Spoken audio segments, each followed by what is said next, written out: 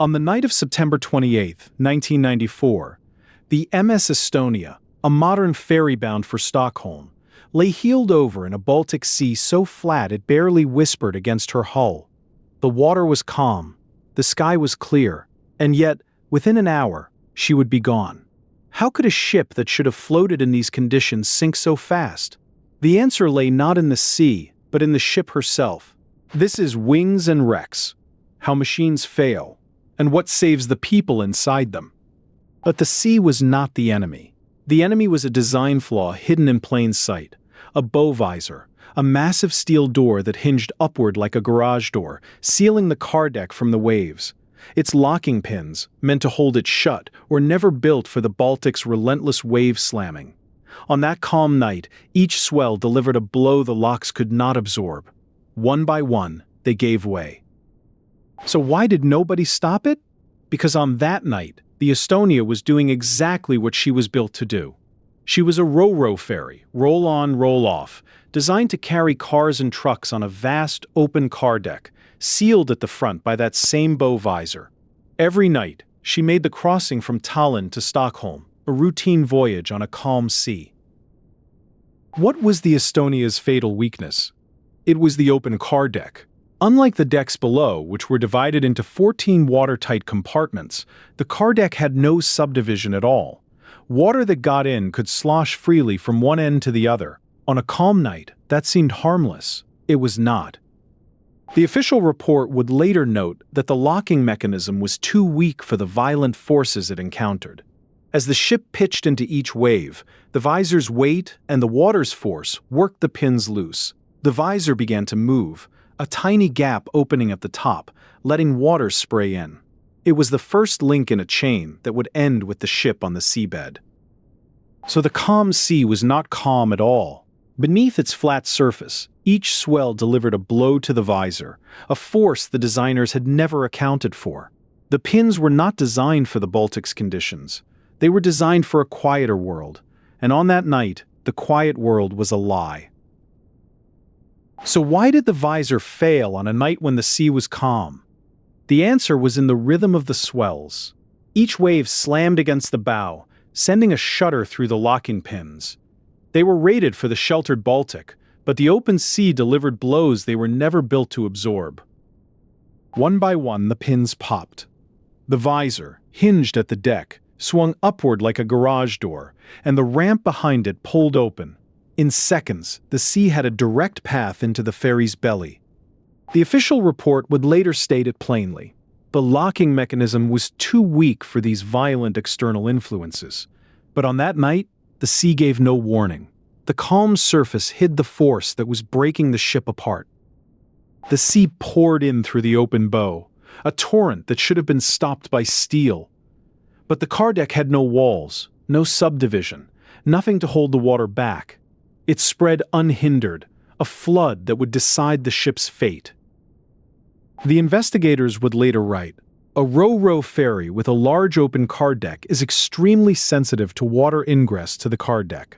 Small amounts of water will impair upright stability and cause extensive heel and equilibrium condition." The car deck was the ship's Achilles heel, a vast, open space that turned a little water into a death sentence. Below the car deck, 14 watertight compartments stood ready to contain any flooding. But they were useless because the water was above them, sloshing freely across the open deck. Each wave pushed the ship further over, and the shallow bilge keels offered no resistance. The Estonia was already lost. So why did the ship capsize in under an hour when its hull was divided into 14 watertight compartments below? The answer lay in a single line of the official report. A ro-ro ferry with a large open car deck is extremely sensitive to water ingress to the car deck. Small amounts of water will impair upright stability and cause extensive heel and equilibrium condition. And that is exactly what happened. Water spread across the unsubdivided deck, shifting the ship's center of gravity. The list grew, the water followed it, and the Estonia rolled onto her side. The watertight compartments below, useless, because the water was above them. Had the industry already seen this wound? 7 years before the Estonia, another ferry had shown it. The Herald of Free Enterprise capsized off Zeebrugge in 1987, bow doors open, water flooding the car deck. She went down in 90 seconds, killing 193 people. The lesson was there, but the Estonia's builders never learned it. So why did the industry let it happen again? Because the Herald's lesson had been filed away, not enforced. It took the Estonia's 852 dead to finally rewrite the rulebook. The Solus amendments that followed demanded stronger bow doors, stricter stability standards, and a hard truth. A calm sea is no excuse for a weak design. So why did it take nearly 30 years for the truth to surface?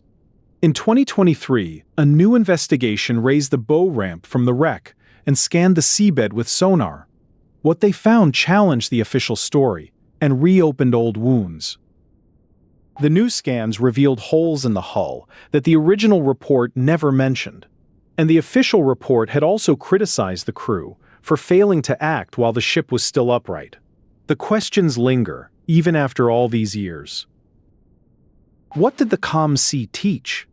Design must survive what the eye cannot see. The Estonia's bow doors were rebuilt, stability rules rewritten, and every ferry that sails now carries her ghost in its steel. The sea stays flat, the danger does not. But here's the paradox that still haunts naval engineers. The Estonia sank in water so calm that the official report noted the sea state as calm, yet the forces at the bow were anything but. Wave slamming, even in gentle swells, can exert pressures far beyond what static design assumes. The sea's surface lied about what was happening below. So the stability curve, the mathematical backbone of ship design, collapsed the moment water touched the car deck.